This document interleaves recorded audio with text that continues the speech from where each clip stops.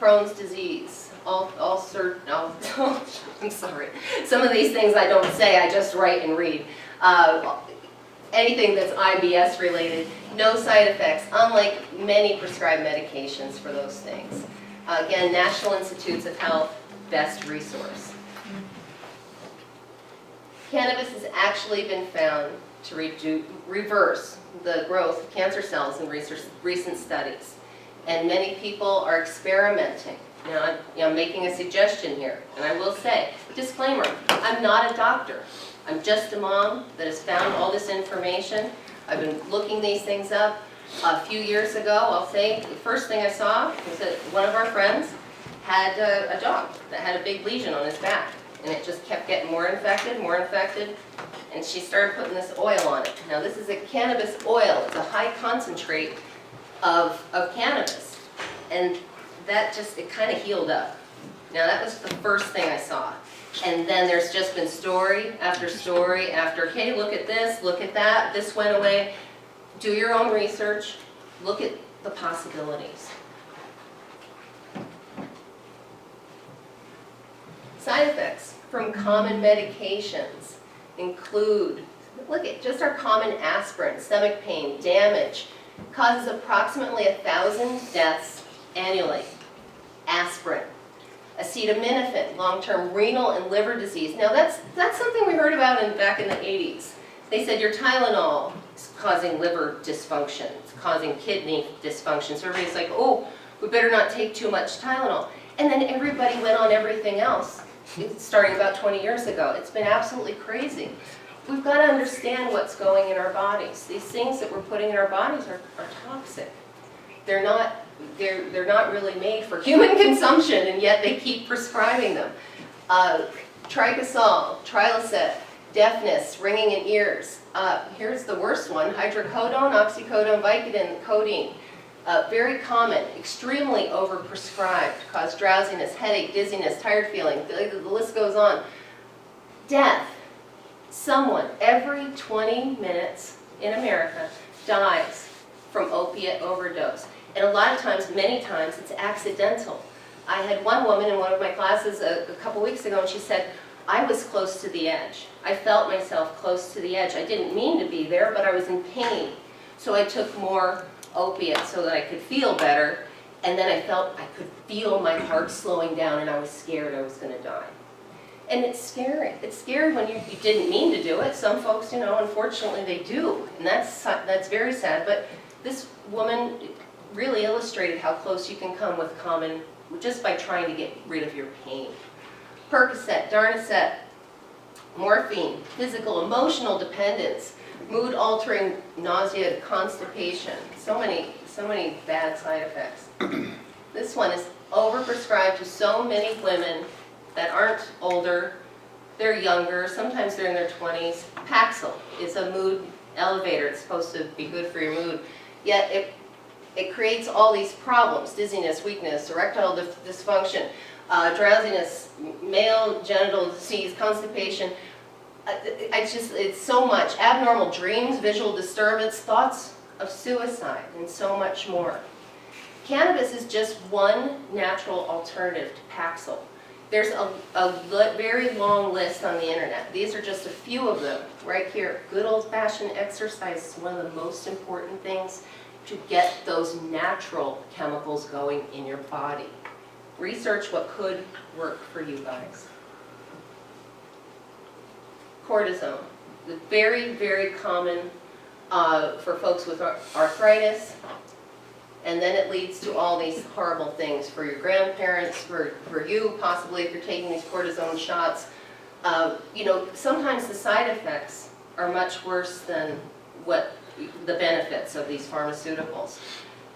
This is from the cortisone shot, which so many people get. Death of nearby bone, there's a risk of that.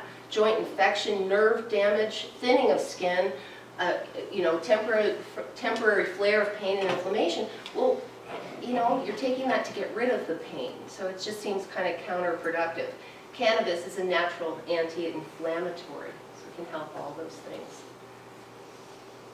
Can cannabis help you? I don't know. I don't know. We're going to talk about it after we're done with the presentation. We're going to talk about, if you want to, your conditions. We're also going to do some testimonies. Some of you came today so that you could come up and tell your story, and I want to make sure you're able to do that if you want to, no pressure. But if you look up, if you don't see your condition, if I haven't talked about your condition or what you're taking with your pharmaceuticals, just look it up on the internet. Go ahead and put it in the Google. Put your condition, what you're taking, put what you're taking in the Google and find out the side effects. It's so important that you know what's in your body and what you're doing to your body by putting this in there. Because unfortunately, a lot of times the doctors aren't telling folks. They're just not telling them, they're writing a prescription, and that's it, and they're sending them on their way. So, it's a sleep aid, it helps with diabetes, it helps with migraines, it definitely helps with depression, cannabis, just take a look. Natural medicine is also good, better for our environment. When you think about how many pharmaceuticals folks are taking, and it's going through their system and then into our environmental system, when we're stopping taking those toxins, we're also helping our environment. Hey, Mr. Emmett, how's that camera doing? Still on? I'm just making sure. Just checking it. We like to get the information out. Why not? Important basics for using medical cannabis. And I want any one of you that has a question while we're doing this, just put your hand up, because people come up with questions and then they forget later. I want you to ask when you're ready. How much should you use? Start with 10 to 20 milligrams max. You could even go lower. You could go with 5 milligrams to start. And just take a little and see how your body feels. Because you might find that you take that little 5 milligram or 10 milligram lozenge that you bought at the dispensary, and that's enough for you to get off of the opiates that's happened. I've heard this happen over and over again, that people they're able to do that, and that's how they're getting off the opiates. So just a little bit at a time, see how you feel. Wait 30 minutes, and if you need more relief, take another one and see. But do it slowly so that you don't overdo. When folks overdo again, they feel terrible and they don't ever want to try this again. What did we hear? The reporter went and had a brownie. She had a whole brownie wearing down, and then she just, told the world, the sky's falling. Well, the sky's falling because you ate probably 240 milligrams of medical cannabis, and that will you'll be asleep for a week. Could be, but you'll never die. That's the one thing. You will never die. Now, you might feel like you want to, I'll tell you that. Now, until you know how your body reacts to the dosage, don't exceed 60 milligrams for the first time, because that's how you could get in trouble. We'll wait. Oh, that's a good one. I love that song. Oh, that's a great one. Well, 60 milligrams is equal to about 1 gram of dried flower. So if you buy 1 gram from the dispensary, it's equal to about 60 milligrams of medicine. Everybody's different. Starting with a low dose ensures that you will not have unpleasant side effects. And I will say with that 1 gram, you can make your own tincture. You can go online and you can make your own tincture, and it costs a whole heck of a lot less than what you will buy in the dispensary. So do make your own tincture. That's your own old-fashioned pain relief medicine. Nice, natural, and it doesn't cost you much at all when you make it yourself. Again, YouTube is one of my best friends, which is what we're reporting for here today. You don't need to smoke medical cannabis, for heaven's sake. I mean, that's the first thing everybody thinks is, I can't smoke anything, I can't try this. So do tell your friends, tell yourself, you don't need to smoke this. There are a number of different ways you can use cannabis as a medicine. Just see what works for you. Again, tincture is the old-fashioned way that everybody used it forever, for hundreds of years, if not thousands. And again, you can watch it. You can make it yourself, and I encourage you to do that. Vaporizing is a way of heating up the cannabis so that it just vaporizes instead of decarboxylates and smokes. Or is that also, decarboxylate covers everything with heating.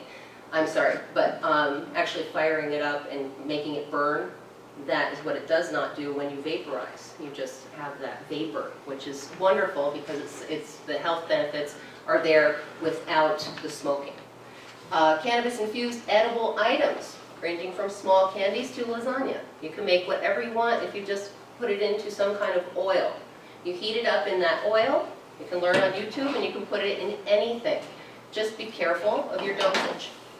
Lotions and topicals are wonderful. You apply them, that gives instant relief. It's just like Bengay, but so much better for you because it's natural.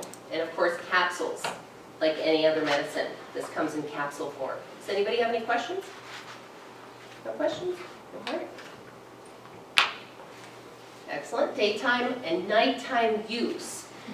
This is extremely important, and you know what? It doesn't work on everybody, but for the majority of the population, sativa seems to be a very daytime use cannabis, where indica strain, you'll see, you know, there's two different major strains. You've heard the word strain. Two different major strains are the daytime sativa and the nighttime indica. Then under those, if you go to the dispensary, you'll see all these different names, all these kind of crazy names, really. But when you think about all the crazy names of pharmaceuticals, you kind of go, oh, they're kind of wacky too. You know, Abilify, you know, that's kind of crazy. You know, they put like a little cute name in with the medical term to mix it up. Unfortunately, ours are names of medical cannabis, not medical at all. Just, I don't even know where they get these names. So don't be scared, just go in there and try either a daytime or an indica, and ask for, if you ask for those, either one of those strains, at least you know you'll be getting an uplifting or something that you can sleep. Medical resources, very important that, you know, again, this was just a little bit of an overview on medicine and cannabis. The Arizona Department of Health Services has the most information that you're going to find. There's to get started with your medical card, where the medical marijuana dispensaries are in your area, and a lot of other interesting information in their frequently asked questions section.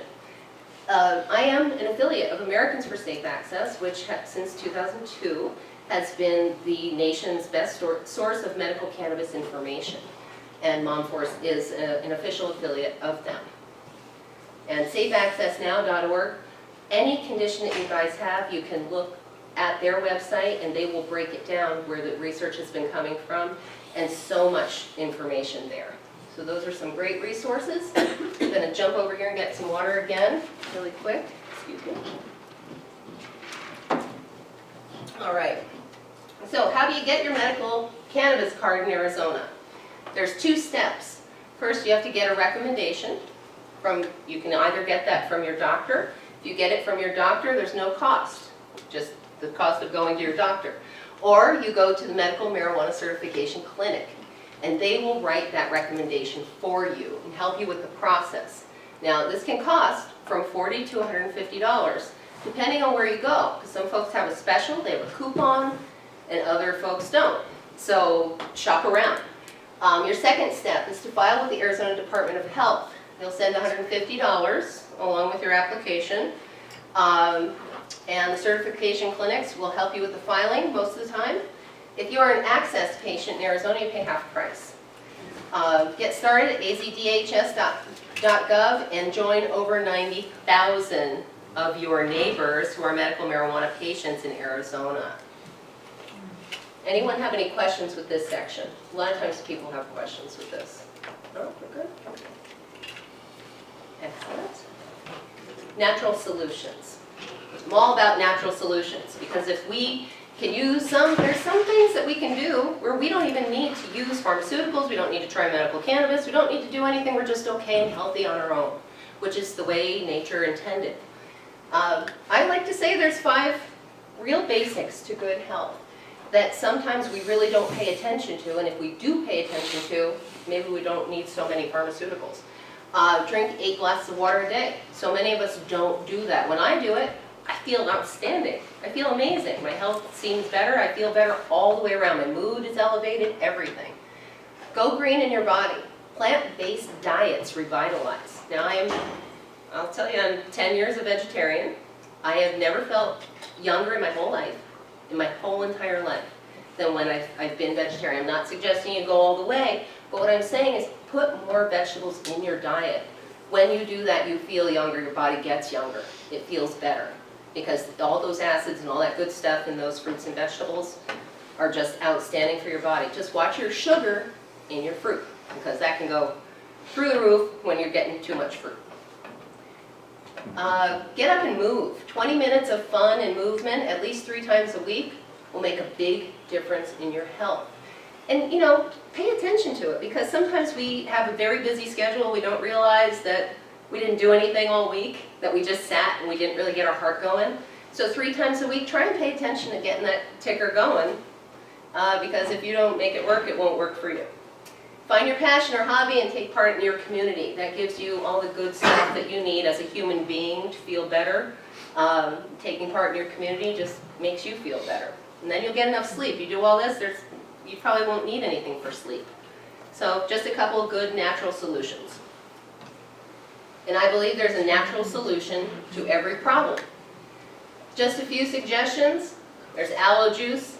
When you drink it, I've been traveling occasionally with a health coach, and he has so many wonderful suggestions. One of them has been, and especially to our seniors, to drink aloe juice a little bit every day. Just really makes you clean and happy on your insides. It ignites all that good stuff in your body, and people have just been reporting to me, I drank the aloe juice, and you can't believe how much better I feel. So I like to pass that along. In our New Year's resolution, we're probably going to start doing that regimen. I've been bad about not doing the things I've been suggesting, but you know, it's the new year. So we get started, we have a new year, new start. Hydrogen peroxide, amazingly, you can take the toxins out of your home by cleaning less with toxic things in your home. And that will make you feel better, because even when you light a candle in your home, if you do the research on this one, it should be up there. You light a candle in your home, it's kind of like having a car on in your house. The exhaust from candles is really bad for you.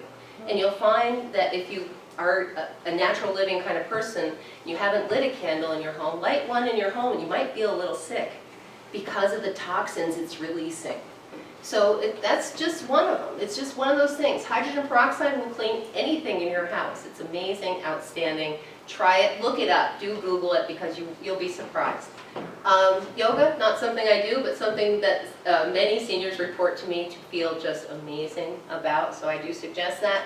Meditation, staying quiet instead of having all these things being thrown at you and all this pressure and noise from so many devices and so many people trying to sell you something, and you know, and such. So just kind of try and be quiet sometimes. It gives your body that re-energizing that you need. And be careful what you put on your skin. You know, there's creams and lotions out there with a lot of perfumes and toxins. That is going into your body just like if you were drinking it. So be very careful what you put on your skin. Try and get out and get some of this fresh air that you have here in Prescott. I know we did yesterday. It was beautiful. It's beautiful here. Peace of mind means less pharmaceuticals. Microgreens. Now this is something that I really, pretty amazing. Meet your RDA, your recommended daily allowance, of vitamin E and B6, thiamine, copper, magnesium, folate, iron, fiber, and prevent and delay the onset of all of these diseases and the onset of aging itself, just by growing these wonderful microgreens. Now, you take a tray, you know, just like from the dollar store, a shallow tray. You cover it with just some of the black sunflower seeds, the cheapest ones you can find at Walmart or wherever you go shopping. Get the least expensive ones, mix them with just some least expensive dirt, and in a few days you'll see them. They start coming. It's about a